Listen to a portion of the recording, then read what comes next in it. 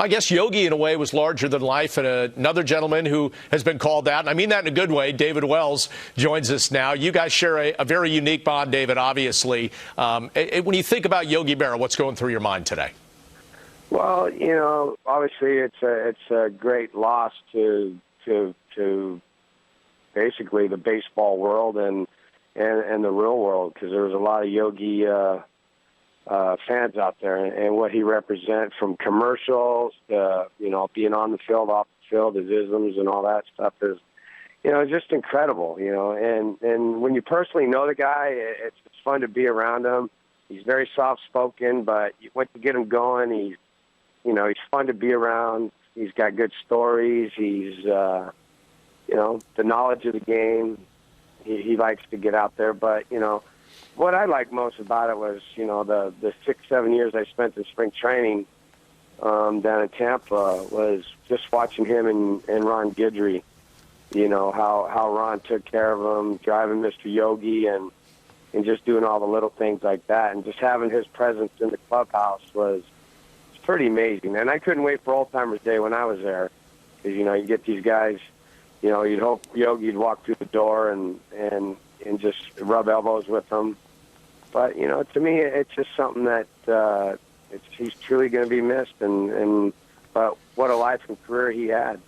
David, I know you're a baseball history buff and also a baseball memorabilia guy. So once you do get the chance to meet Yogi and get to know him, how many Yogi items do you actually have in that memorabilia collection? Quite a bit.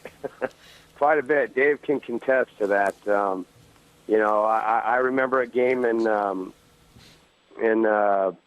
'98. I think Joe Torre kicked me out of it. It was Joe DiMaggio Day, I think it was, and Yogi was up, and Joe kicked me out of the dugout. He's like, go up and bug Steinbrenner. So I did. I went up into the office, and and I was trying to get some autograph balls from Joe DiMaggio, but Yogi was right there, and so I'm like throwing some balls over to Yogi to get him to sign, because people don't really realize what those autographs mean, and a lot of people are in it for the money. I'm in it for the collection, because when you get a legend like that and you can put them on your wall or in your collection, it means that much, because obviously, and you have a Yankee collection, it's there. But I remember, and Dave was there. We took the picture the last game at Yankee Stadium, and got him on the mound. And Yogi didn't want to do it. Yogi was kind of balking at the fact that all 6 of us get up on the mound and take that picture. And I just told Yogi, I just said to him, I said, Yogi, I said, think how much money you're going to make for your museum if you go out there and do that, all these signings that we're going to do. Well, let's go out to the mound and take a picture. So it was kind of funny that he kind of balked at it, but then anything that he could do for his museum was pretty cool. And we all went out and took that picture, and that's something that's going to stand out with me for the rest of my life. But being there with Dave and Don and Jorge and Joe and Yogi is, that's a picture for the ages right there. Yeah, I can attest to that. I know that's a true story, because that, it was Yogi just didn't want the attention. He was such a humble guy, and you really did talk him into that picture, and that was the last night of the old Yankee Stadium. What an incredible shot. They had the yellow uniforms on, the throwbacks, and we've been with Yogi so many times over the years in the clubhouse, and I know you're an avid golfer now, Boomer.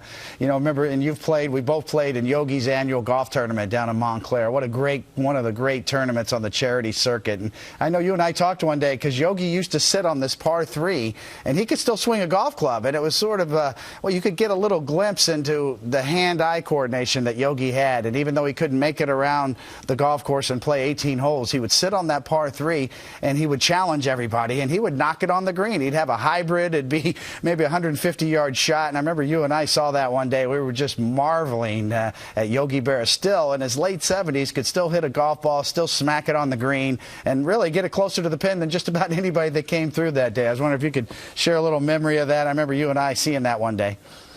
Well, I'm a little chap because he got it closer than I did, and it kind of perturbed me a little bit. I'm like, how is this old little guy hitting the ball closer to the pin? But you got to understand about golfers, especially elderly golfers. they're short, but they're down the middle, like constantly. And when you get there and you get a challenge, you get all geared up, like I'm going to beat Yogi. It's like someone going out throwing BP to a high school team or whatever, and this kid takes you deep. It's kind of the same feeling that you get when you have a legend like that in your presence. And you want to impress them, but then again, you want to sit there and talk with them, have a drink with them, and do all that. But